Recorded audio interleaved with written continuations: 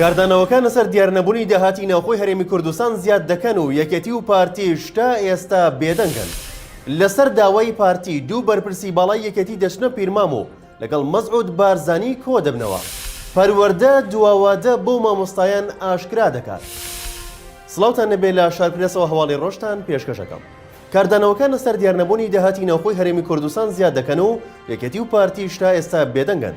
ماوەی چەند ڕۆژێکە جارێکی تر بە شێوەیەکی چڕ باز لە دیارنەمانی داهاتی ناوخۆی حکوومەتی هەرێمی کوردستان دەکرێت و داتا و ژمارەی ورد لەسەر کۆی داهات و چۆنێتی دابەشکردنی لە نێوان زۆنەکانی هەرێمدا دەخرێتە ڕوو. پەنجەی تۆمەت بۆ هەردوو حیزبی دەسەڵات درێژ دەکرێت و ئەوانیش تا ئێستا بێدەنگن لەو تۆمەتانە بەپێی ئەو داتا و ئامار و خوشتانەی کە لەلایەن ژمارەیەک پەرلەمانتار و میدیا و چالاکوانی بواریداراییە و بڵاوکراونەتەوە ئەوە دەردەکەوێت کە داهاتی هەرێم بە شێوەیەکی زۆر ناڕوون و نادیار کۆ دەکرێتەوە و زانیاری لەسەر چۆنێتی خەرجکردنی داهاتەکان نییە.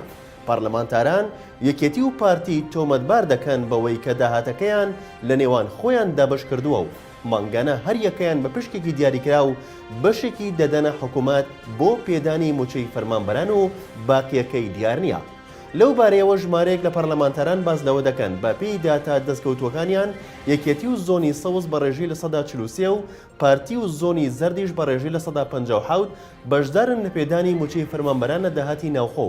هەرچەندە داهاتەکانیان زیاد و کەم کات ئەو ڕێژەیە جێگرە و لە مانگێکەوە بۆ مانگێکی تر بەپێی بردەگۆڕێت نەک ڕێژە. ئەوە لە کاتێکدایە کە لە نیوەی کۆتایی مانگی 12 داین و هێشتا موچەی مانگی پێشوو بە تەواوی دابش نەکراوە و دیار نییە ئاخۆ موچەی ئەم مانگەش چارەنووسی چی دەبێت.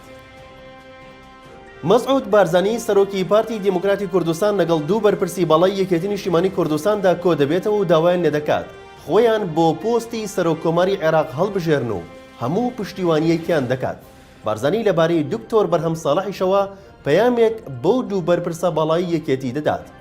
بە گوێرەی و زانیاریانەی تایبەت دەست شار پرێسکەوتون لە چەند ڕۆژی ڕابردوودا لەسەر داوای پارتی دیموکراتی کوردستان دوو بەرپرسی باڵای یەکێتی نیشتیمانی کوردستان کە ناوەکانیان لای شارپرێس پارێزراوە چوونەتە پیرمام و لەگەڵ مەزعود بارزانی سەرۆکی پارتی کۆبوونەتەوە.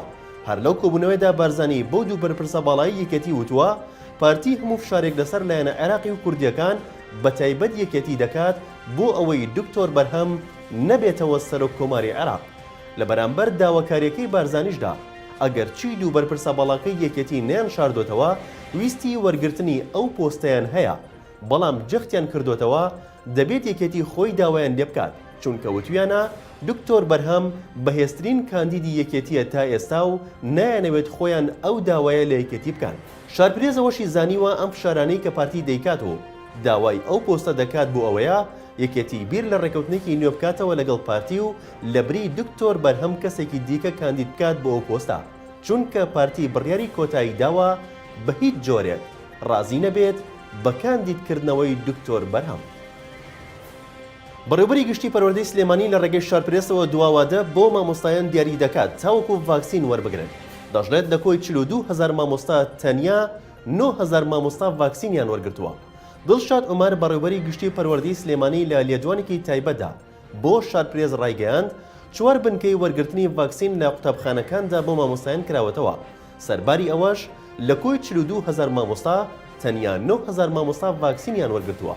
دەژڵێت پێویستە مامۆستایان تاوەکو سیویەکی ئەم مانگا سەرجەمیان ڤاکسین وەربگرن بەڵام تا ئێستا ڕێژەیەکی کەم لە مامۆستایان ڤاکسینیان وەرگرتووە. چاوەڕێین لە سەرەتای ساڵی داهاتووشدا حکوومەت و لیژنەی باڵای ڕوبەڕووبوونەوەی کۆرۆنا ڕێنمایی نوێ دەرکات تایبەت بە وەرگرتنی ڤاکسین لەلایەن مامۆستایانەوە.